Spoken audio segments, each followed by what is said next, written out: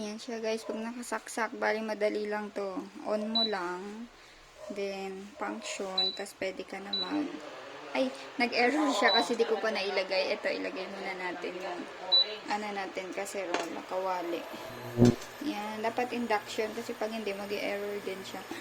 Test niyan, yan yung max niya, 2,000. On ko ulit para makita nyo. Pagka on, function lang. Then, yan.